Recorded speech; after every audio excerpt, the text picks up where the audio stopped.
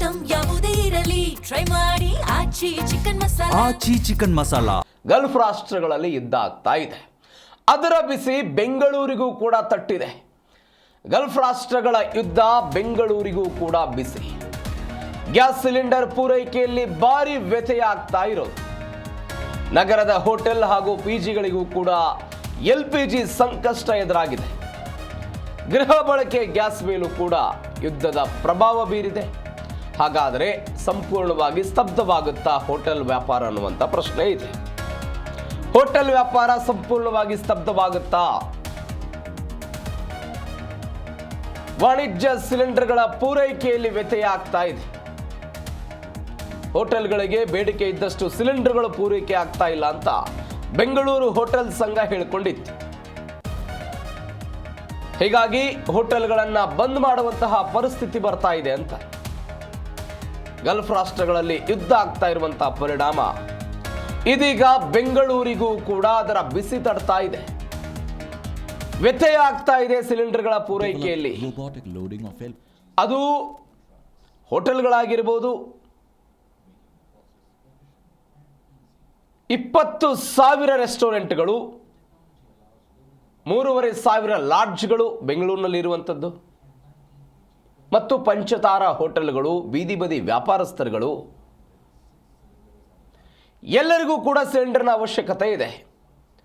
22,000 ಸಿಲಿಂಡರ್ಗಳ ಬೇಡಿಕೆ ಇದ್ರೆ ಪೂರೈಕೆ ಆಗ್ತಾ ಇರೋದು 11,000 ಅಂತ.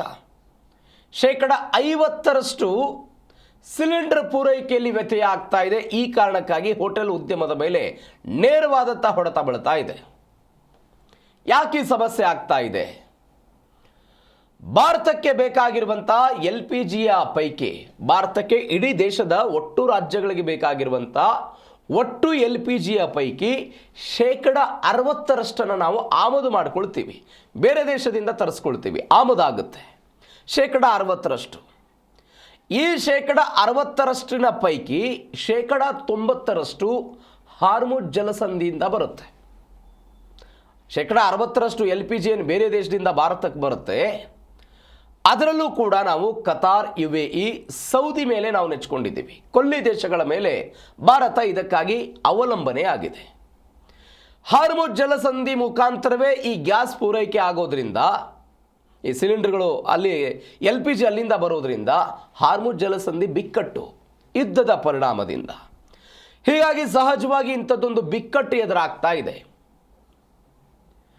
ಇದನ್ನ ಬಗೆಹರಿಸಬೇಕು ಅಂತ ಇದೀಗ ಹೋಟೆಲ್ ಮಾಲೀಕ ಸಂಘದವರು ಸರ್ಕಾರಕ್ಕೆ ಒತ್ತಾಯ ಮಾಡಿದ್ದಾರೆ.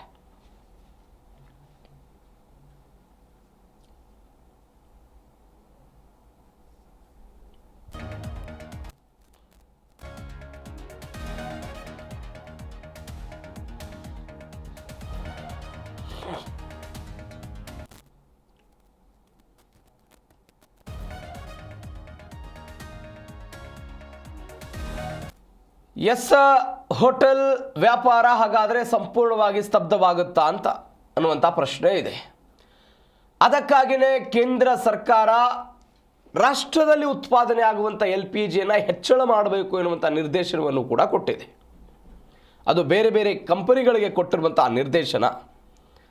ಅಗತ್ಯ ವಸ್ತುಗಳ ಕಾಯ್ದೆಯ ಜಾರಿ ಅಡಿಯಲ್ಲಿ, ಅಂದರೆ ನೆಸೆಸಿಟಿ ಗೂಡ್ಸ್ ಅನ್ನುವಂಥ ಒಂದು ವ್ಯವಸ್ಥೆಯಲ್ಲಿ ದೇಶದಲ್ಲಿ ನೈಸರ್ಗಿಕ ಅನಿಲದ ಉತ್ಪಾದನೆಯನ್ನು ಹೆಚ್ಚಳ ಮಾಡಬೇಕು ಅನ್ನುವಂಥ ನಿರ್ದೇಶನವನ್ನು ಕೊಟ್ಟಿದೆ. ಆದರೆ ಇದು ಯಾವ ಪರಿಪ್ರಮಾಣದಲ್ಲಿ ಜಾರಿಯಾಗುತ್ತೆ? ಸಮರ್ಪಕವಾಗಿ ಬೆಂಗಳೂರಿನ ಹೋಟೆಲ್ಗಳಿಗೆ ಸಿಲಿಂಡರ್ಗಳು ಪೂರೈಕೆ ಆಗುತ್ತಾ?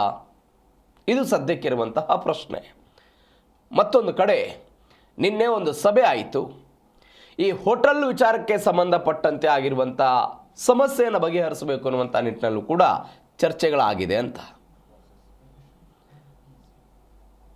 ಕೇಂದ್ರ ಸರ್ಕಾರ 74 ದಿನಗಳಿಗೆ ಆಗುವಷ್ಟು ಪರಿಪ್ರಮಾಣದಲ್ಲಿ ನಮ್ಮ ಬಳಿ ನೈಸರ್ಗಿಕ ಅನಿಲ, ತೈಲ ಇದೆ ಅಂತ ಹೇಳಿಕೊಂಡಿತ್ತು.